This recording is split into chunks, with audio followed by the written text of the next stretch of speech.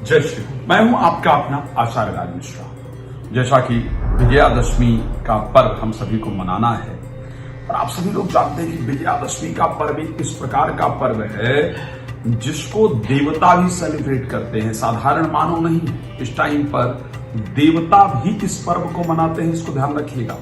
हम लोग शायद विजयादशमी के पर्व को सही तरीके से समझ ही नहीं पाए हैं। आप सभी लोग जानते हैं कि वो दिन है जिस दिन भगवान राम ने दशकंधर रावण पर विजय प्राप्त किया था, है ना। तो जब भगवान राम ने रावण पर विजय प्राप्त किया तो समस्त देवता, देव, दनुज, नर, नाग, खग, प्रेत, पितर सब लोग एक साथ प्रसन्न थे और इस समय पर इतनी सात्विक ऊर्जा का संचार हो कि देवता पुष्पों की वर्षा कर रहे थे। तो एक सात्विक ऊर्जा का संचार धरती के ऊपर हो रहा था।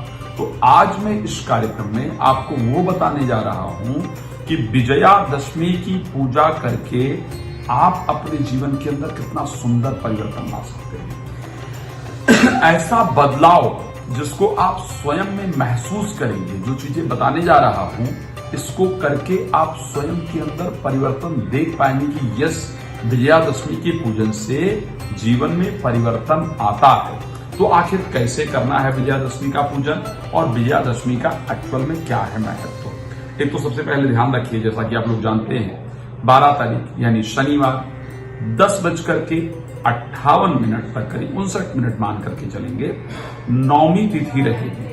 तो नौमी तिथि पर उससे पहले यानी 11 बजे से पहले कन्या पूजन इत्यादि आप करें, नौमी का यज्ञ इत्यादि आप अगर करते हैं तो वो करें।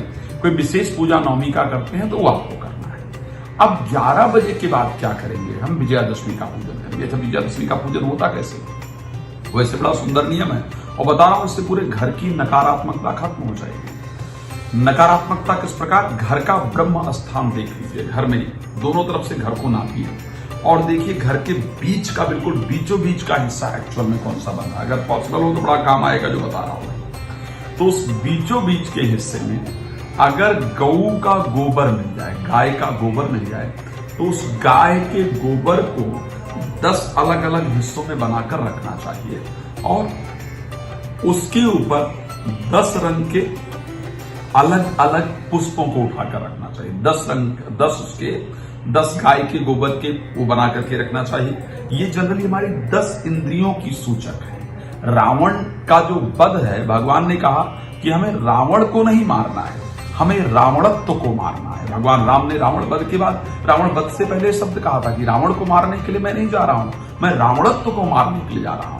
तो हमारे अंदर भी वो जो रावणत्व है, चाहे वो एंजाइटी का है, चाहे वो फोबिया का है, चाहे वो डिस्ट्रैक्शन का है, चाहे वो नेगेटिविटी का है, चाहे काम, क्रोध, मद, लोभ, अहंकार, जो भी यही चीजें हैं जो एक्चुअली इस मानव शरीर को पाकर के भी हमको हैप्पी नहीं रहने दे रही है। तो हमको वो 10 गाय के गोबर के छोटे छोटे जो पार्ट हैं उसको बनाने हैं, छोटे छोटे। उस पर 10 रंग के अलग अलग पुष्प को रख देना है और 10 रंग के अलग अलग पुष्पों को रख करके पहले गंगा जल का नीचे छींटा लगाकर फिर इसको कीजिएगा। फिर उसको रख करके उस पर हल्का रोली का तिलक और उसके साथ दूध का हल्का सा छींटा, फिर थोड़ा सा एक वस्त्र वगैरह दे करके चढ़ा करके और फिर श्रद्धा पूर्वक ये प्रार्थना करनी है, भगवान राम का स्मरण करते हुए, भगवान हनुमान जी का स्मरण करते हुए कि प्रभु, जाने में अनजाने में इस जन्म या पूर्व जन्म में अगर हमसे कोई भूल हुई है तो उन्हें क्षमा करके हमारी इंद्रियां एकाग्रचित, हमारा मन एकाग्रचित हो, हमारे परिवार का जो प्रेम है वो आपस में रहे, मेरे विचार शांति हो। इस प्रकार से जो भी आपके मन में प्रार्थना है उस प्रार्थना को श्रद्धा पूर्वक आपको कर लेना है।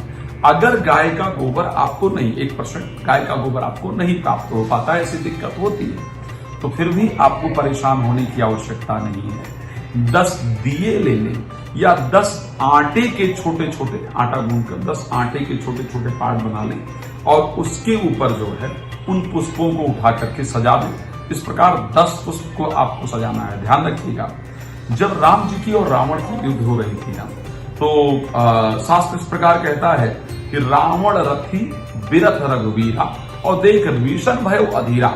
भगवान राम रथ पे नहीं है, रावण एक सुंदर रथ पर है। विभीषण जी को देख करके बहुत पीड़ा हुई तो विभीषण जी ने पूछा राम जी से कि प्रभु किस प्रकार इसको जीता जाएगा इस आताताई को। तो भगवान राम ने एक सुंदर शब्द कहा था कि सौरज धीरज देहि रथ चाका, सौरज धीरज देहि रथ चाका, सत्यशील दृढ़ ध्वजा पताका।